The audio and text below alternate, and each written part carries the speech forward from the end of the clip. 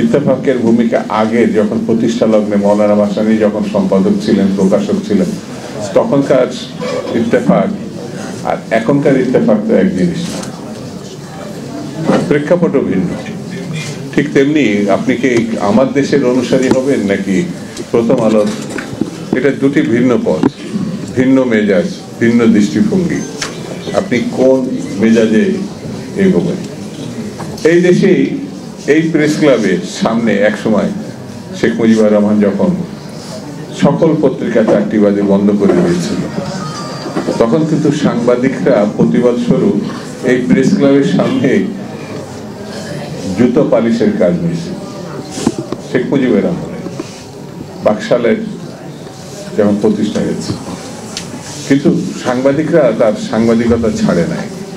সাংবাদিকদের যেমন দীর্ঘ ঐতিহ্য আছে আন্দোলন, সংগ্রাম, লড়াই, পাশাপাশি কিছু কুলাঙ্গারও আছে, এখনো আছে, একেবারে নেই এটা আমি বলবো না, এখনো আছে।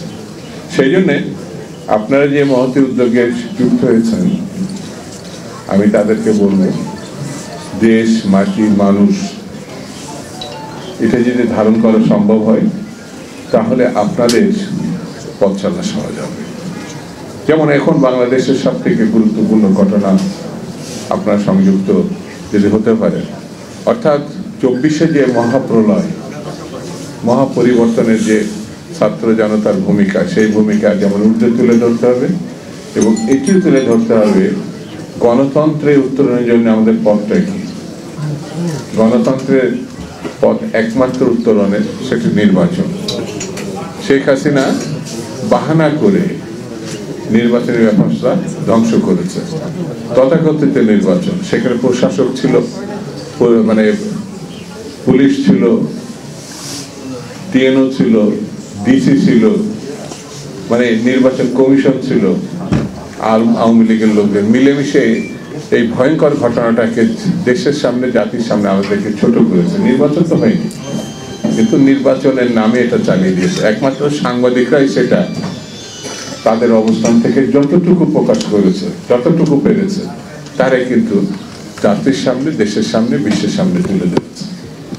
তারা নির্যাতিত হয়েছে এই সত্য বলার কারণে। বড় অংশটাই হয় ভয়ে নাই স্বার্থে তারা এটা পারে নাই।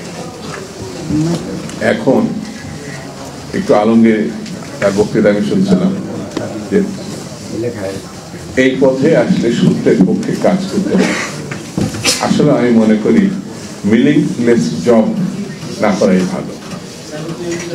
সাংবাদিকতায় এখন আমাদের জনমতটা তৈরি আছে গণতন্ত্র প্রতিষ্ঠার লক্ষ্যে। বিএনপির মতো দল এখন তৈরি আছে, বিএনপি সহ ছোট বড় যেসব দলগুলো আন্দোলনে শরিক হয়েছিল তারাও আছে।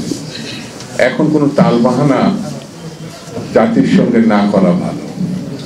অর্থাৎ প্রধান উপদেষ্টা, সেনাপ্রধান ডক্টর আসিফ নজরুল আর শিক্ষা উপদেষ্টা, তারা কিছু কম বেশি একই কথা বলেছেন। এই বছর যেটা শুরু হলো, এই বছরের শেষ 26-এর প্রথম নির্বাচনটা হবে। এর বাইরে না যাওয়াটা বোধ হয় জাতির সঙ্গে জন্যে, গণঅভ্যুত্থানের সঙ্গে এবং মানুষের জন্য পরিপূরক হবে। বাইরে গেলে সন্দেহ সৃষ্টি হবে, তখন বিষয়টি বিতর্কিত হবে। আমি আজকে আপনাদের বেশিক্ষণ আর আটকে রাখবো না, শুধু এতটুকু বলি, বাঙালি জাতি, বাংলাদেশি মানুষ যুদ্ধ করে স্বাধীনতা অর্জন করেছে। তারা যা মনে করে সেটি যদি না পায়, তারা কিন্তু কারোর কাছে মাথা নত করে না। এমন একটা জাতি, এই জাতির সঙ্গে প্রতারণা করে শেখ মুজিব দেখে নাই, শেখ হাসিনা দেখে নাই। আগামী দিনেও যদি কারোর মাথার ভিতরে এই প্রতারণার বিষয় থেকে থাকে, আমি তাদের অনুরোধ করব বাস্তবতায় আসুন, তাহলে বুঝতে পারবেন কোন কাজটা আগে করতে হবে, কোন কাজটা জরুরি। এই জিনিসটা যদি আপনারা বুঝতে পারেন, তাহলে অনেক সমস্যার সমাধান হয়ে যাবে। এটাই আমার বক্তব্য।